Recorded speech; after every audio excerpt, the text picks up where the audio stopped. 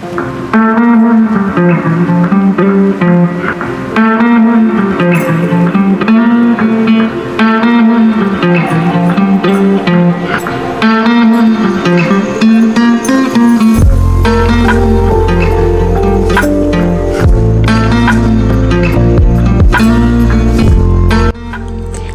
বন্ধুরা, কেমন আছেন সবাই? নিশ্চয়ই অনেক ভালো আছেন। হ্যাঁ, আমি অনেক ভালো আছি। তো বন্ধুরা দেখুন, এখন তো শীতকাল এসে গেছে আর এখন কিন্তু আলু রোয়ার সময়। নিশ্চয়ই সবাই এখন প্রায় যারা ক্ষেত খামারি করে বা যারা এই আলু ডালু রোয়, এগুলো হয়তো বা এখন সবারই কিন্তু রোয়া হয়ে গেছে। তো আমরাও কিন্তু রোবো। এই কারণে এই দেখুন, এই ট্রের ভিতরে কুটো কাটা দিয়ে আলুগুলো কলাতে দেওয়া হয়েছিল, আর আলুগুলো কিন্তু এখন খুব সুন্দর করে কিন্তু গলিয়ে গেছে। আর এগুলোকে আমরা এখন রুতে যাব। আজকে আমারও রুতে যেতে হবে। আর এই দেখুন, আপনাদের দাদাভাই কিন্তু এখন আলুগুলো নিয়ে চলে যাচ্ছে। আর কয়েকটি কচু গাছ নিয়েছে, এগুলো এখন নিয়ে আমরা রুতে যাব। তো আপনাদের দাদাভাই আগে আগে চলে গেছে, এবার আমি একটু পরেই যাচ্ছি। এই যে বন্ধুরা, আমি কিন্তু এখন বেরিয়ে পড়েছি। আমি এখন যাচ্ছি বিলে আলু রুতে।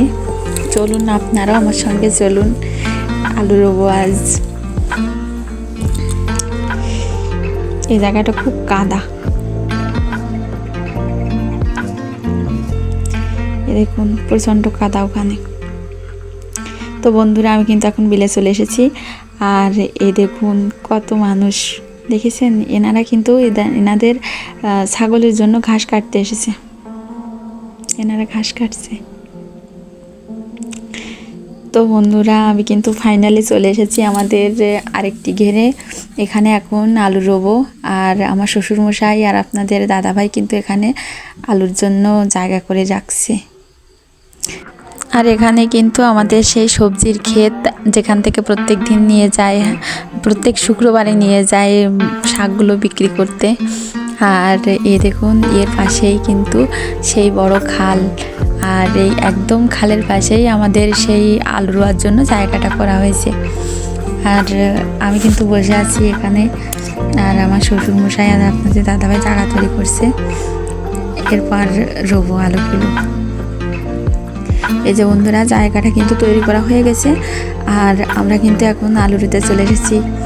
এই দেখুন, আমি কিন্তু আলু রুচ্ছি, একটা একটা করে দিচ্ছি আলুগুলো পুঁতিয়ে দিচ্ছি কাদার মাটিতে।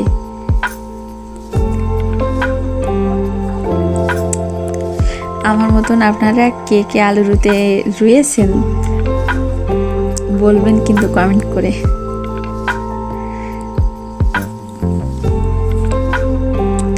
আর আমার এই ভিডিওটি যদি আপনাদের ভালো লেগে থাকে, তা অবশ্যই লাইক, কমেন্ট এবং সাবস্ক্রাইব করে আমাদের পাশে থাকবেন। তো বন্ধুরা দেখুন, আমি কিন্তু আলু রুচ্ছি। আমাদের আলুগুলো কিন্তু খুবই কলাইছে, খুব ভালো কলাইছে। আর মজা পাচ্ছি আলু রুতে।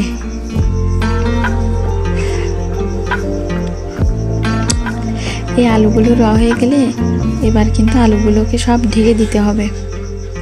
এই যে আমার কিন্তু আলুগুলো রওয়া হয়ে গেছে। আর এবার আমরা মাটি দিয়ে এগুলো ঢেকে দিচ্ছি। এগুলো কিন্তু খুবই ছোট ছোট মাটি দিয়ে ঢাকতে হয়, মানে বড় ঢেলা মাটি দিয়ে ঢাকলে কিন্তু হয় না। এ কারণে আমি ছোট ছোট মাটি দিয়ে এগুলো ঢেকে দিচ্ছি।